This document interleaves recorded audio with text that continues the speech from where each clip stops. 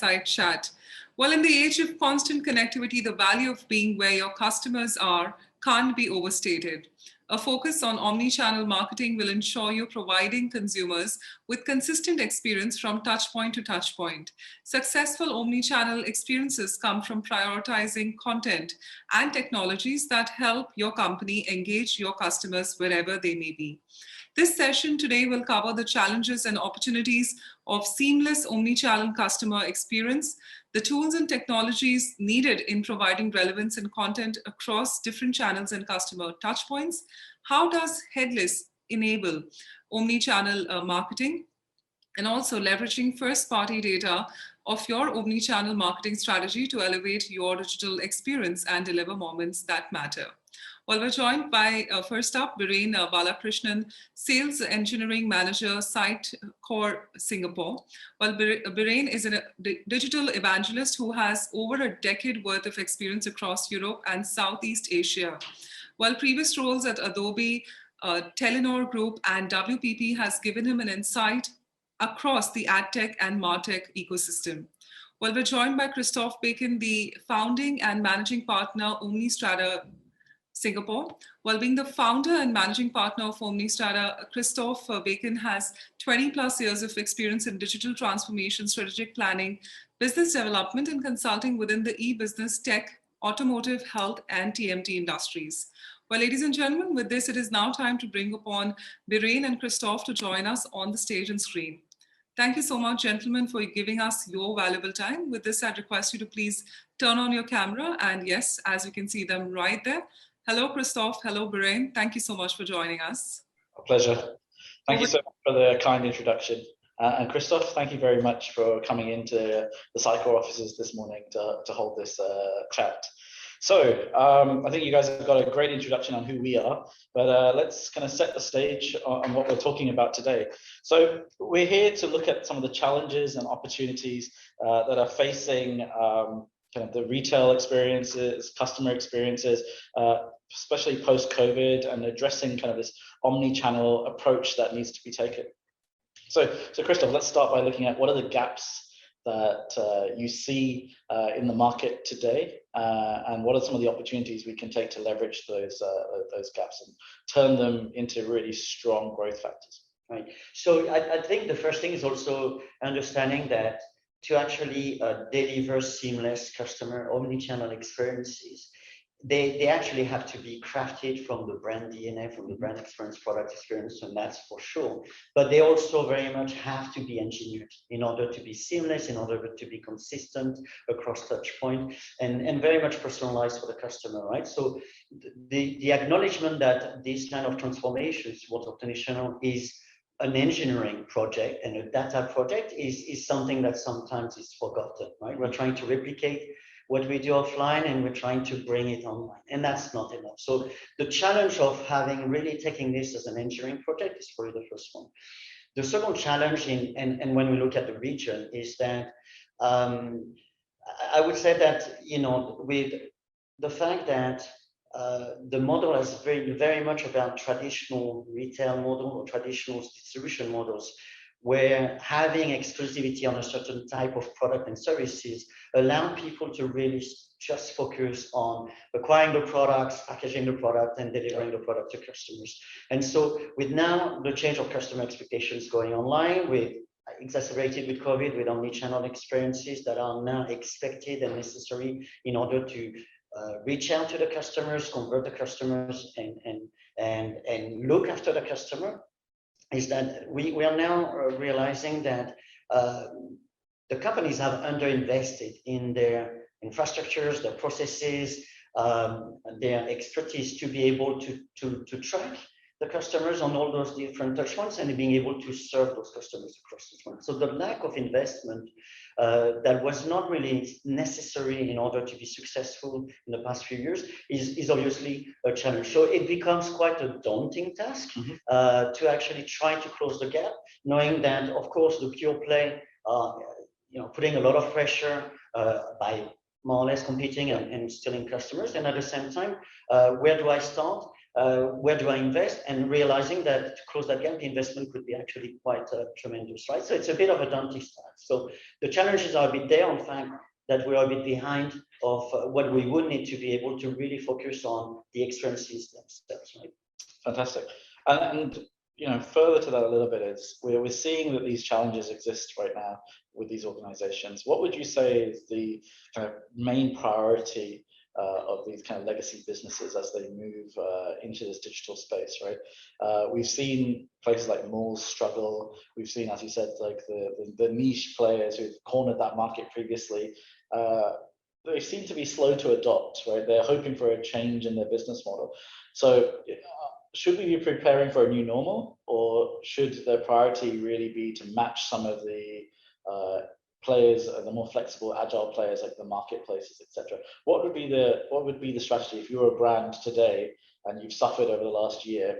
Where would be the number one priority to place your effort?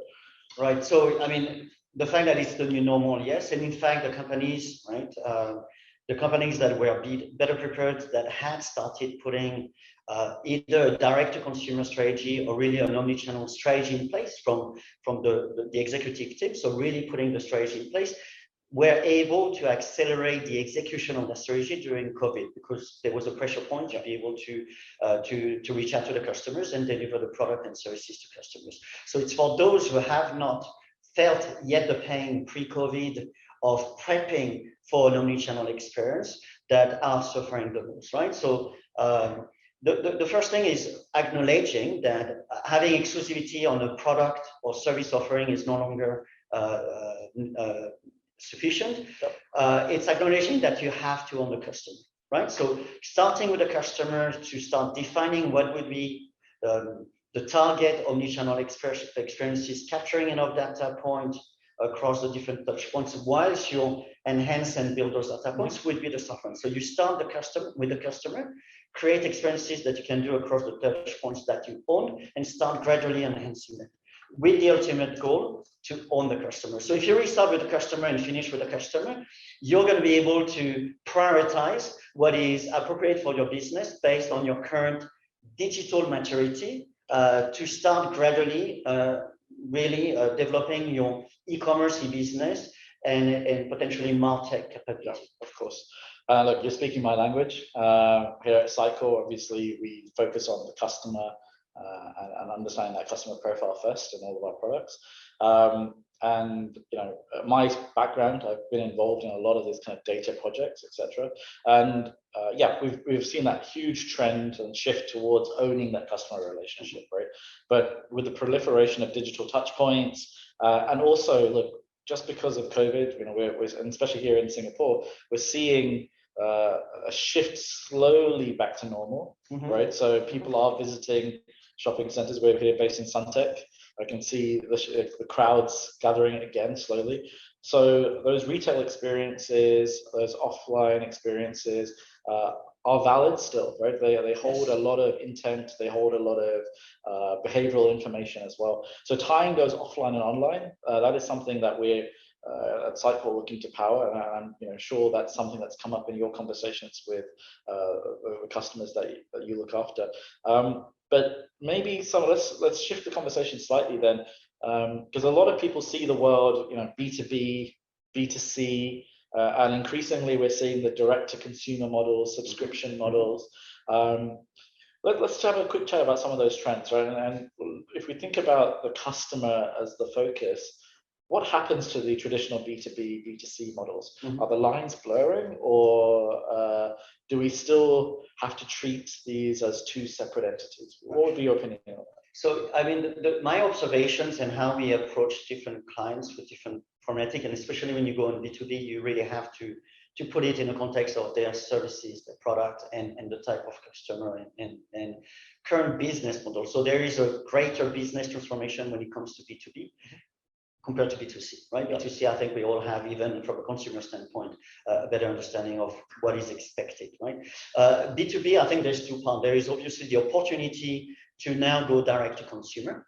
And so that allows you to gain efficiencies, revisit your value chain, and the role you play in the value chain.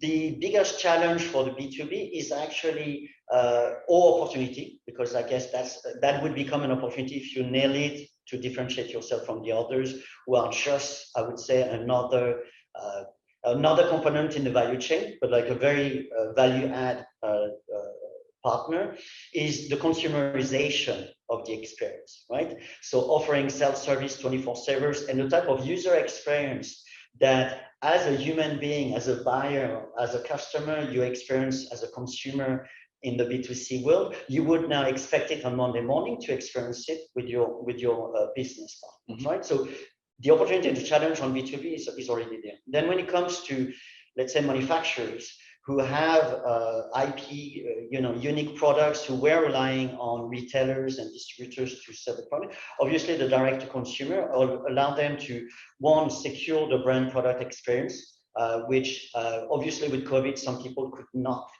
carry on, right? Because they were running on the offline world and they were not able to actually serve on the online world. So the brand product experience is definitely the first one. The second thing is about, again, owning the customer, which for me, customer ownership is an asset, and any CEO, B2C or B2B, who does not make that part of their strategy today to have customer data as an asset like any other asset list, is probably behind on part of the strategy. So it should be a priority to build that customer asset. And of course, when I start having those customer asset and that knowledge, that visibility and knowledge of the customer, I'm relying on first-party data, quantitative data, so I don't have to rely as much on market research to try to understand my brand and product strategy. So there's a lot more. So I'm building an asset that allows me to have a direct relationship with the customer, that allows me to better understand the customer, which would allow me to do the right product and marketing strategy, and eventually even test new products in the marketplace before I can actually, distribute across the market. So that's very much around the B2B. Yeah. So that's great. So so what I picked up there is some really strong drivers for both B2B and B2C to really focus on the data and understand the user or customer in this case, or the account if it's a B2B. And I guess this is a good time to talk about the technology, right? Mm-hmm. So, technology is a means to an end. I think we've both been around long enough to understand that the most pragmatic solutions are sometimes the best to put to market rather than the most elegant. So when we look at data, for example, there are some challenges, right? We are increasingly living in a disparate kind of ecosystem where the marketing side of the organization is in some cases locked into, let's say, some of the wall gardens, mm-hmm. right? Mm-hmm. And in your experience, you've worked with companies who have had to market, especially on a B2B side, through Facebook, Google, etc. Tough to sometimes get that feedback loop, mm-hmm. But still can be done to some extent. And then, of course, once you have that customer and they've gone from anonymous to unknown, it's nurturing that customer and the lead through. And then we all know the variety of tools that are involved, from CRM, EDMs, ESPs, through the various marketing technology stacks, the CMSs, etc. And then, of course, to the point of purchase, right, down to the commerce front ends, right? So with all of those pieces, mm-hmm. we struggle, right? And I think most organizations struggle. If the technologists ourselves find this as a pretty complex task, I'm pretty sure the brands themselves are going to find this fairly tough, right? This is where folks like me and you come in to help the brands through this process, and we've worked with many across the region. But from a technology point of view, we're focusing on that understanding of a customer. Mm-hmm. What would you say is the most crucial piece if you're embarking on this journey? What would you say would be the number one piece of technology or solution that needs to solve which is a specific problem? So would it be CRM? Would it be customer data platform? Where would you focus your energy? So I think there's also two kinds of customers, right? You've got customers who have too much data, or plenty, let's not too much, it's never too much, but plenty of data, and they don't know where to start, right? So we're going to put that aside, because when you have all the data that you need and the only thing that's missing is you're lucky. You're lucky. And in the regions, what we've observed, and especially with the type of clients that we help and look after, is that actually a lot of them don't have the data to build on, right? Of course. And so they don't have the data, or they have data sources, but they haven't yet acknowledged the value of it, and they don't know where to start. So again, that's why when you start with a customer with the goal of getting the ownership of the customer, you have already a more narrow understanding, and it's just a question of identifying those data sources. So on one part is, let's focus on people who don't really feel that they have any customer data, and where do you start? So the first thing is to identify the different touch point and what kind of data they have. Sometimes your POS is a transactional, a transactional till system. It has some customer information. It could be already a starting point. You've got product warranties. So being able to identify what data you have is the first one. Now, what is daunting is that when you start looking at industry papers, white papers, target enterprise architecture, you're realizing that because you didn't have to manage all that data, you don't have all those systems. So you can't just follow, I would say, the enterprise system architecture that you and I have grown up with or helped establish and put in place. So I think the first thing is to look at CDPs today, right? Because and this is what we've also had the chance to collaborate with some clients around, and why Sitecore was quite relevant, is that even if it's not a full-fledged CRM, CDP, DMP, CRM capability that you would want to over time aim for, you're going to be able to actually gate and collect the most relevant data around customer attributes, behavioral, transactional, and start getting a single view of the customer. And having this appended criteria data points on those customers, or leads, if you're lucky to even go further, the lagging customer information, but start capturing the leads information at touchpoint, you're going to be able to have enough information to start triggering some marketing automation, some basic personalization capability without having to invest in a whole full marketing tech stack, right? So the starting point today is really about getting an operational customer database, and CDPs today are a good starting point. Awesome, thanks for that. So yeah, I completely agree. And one of the big reasons, Sitecore works closely with you, we have been working on that strategy, right? Getting as many data sources into Sitecore's experience database, the data layer that lives within our software.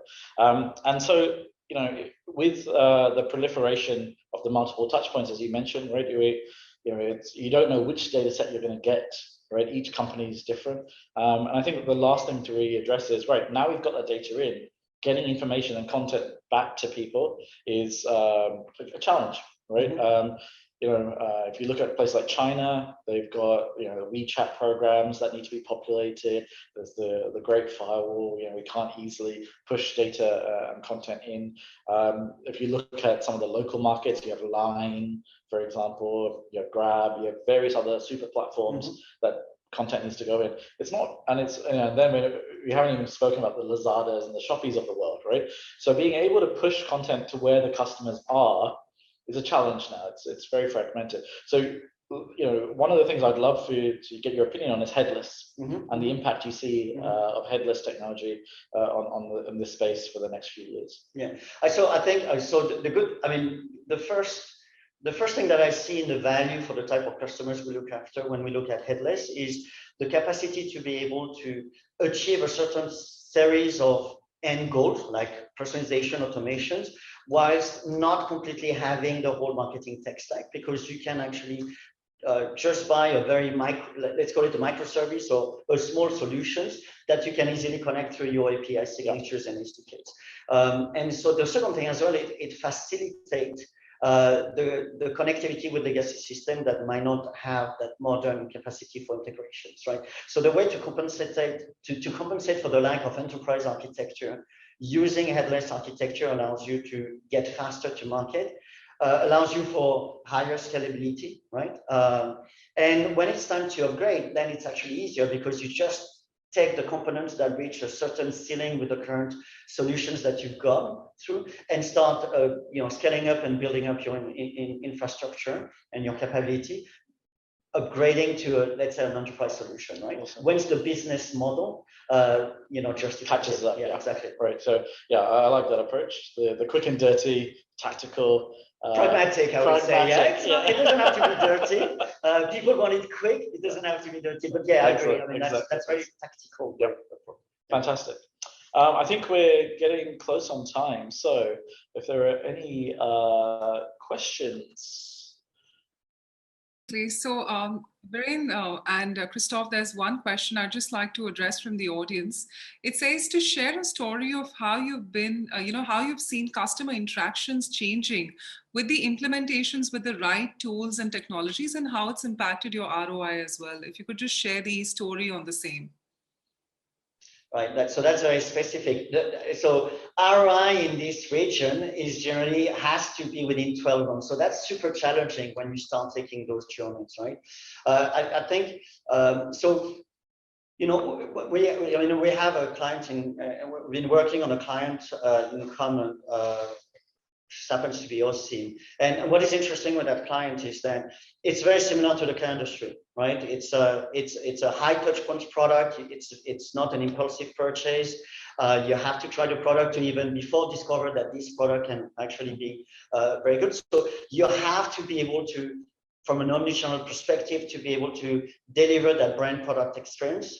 And you need to be able to manage that flow. So the things that we see bringing value is to be able to really use the different touch points to capture the leads, because it's also not only a high touch point product, but similar to the car industry, it's sort of very long life cycle management that you have to manage. So you can start seeing the investment or the return investment in your capacity of acquiring qualifying leads, being able to be a bit more proactive in the conversions and less hoping that your marketing, your price point, your 4 Ps of Kotler work, right? And your retail footfall drive this. So the impact that we're seeing, and the return investment is probably midterm, is to build that capacity for that brand product experience, putting the back-end capability powered by Cycle to really capture those data and build that single view of the customer in order to start personalizing it. So one of the things that I think was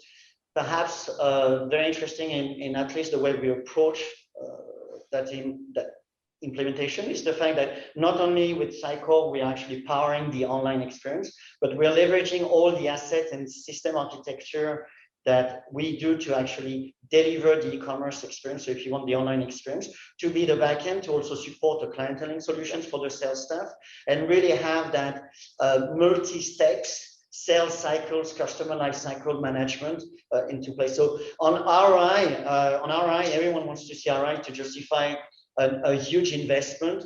It's not that simple. I think you have to take pragmatic short-term delivery cycles to actually get and focus on the experiences, look at the experiences adoption. And so if they work, great, push on, carry on investing and enhancing, upgrading those touch points and those experiences.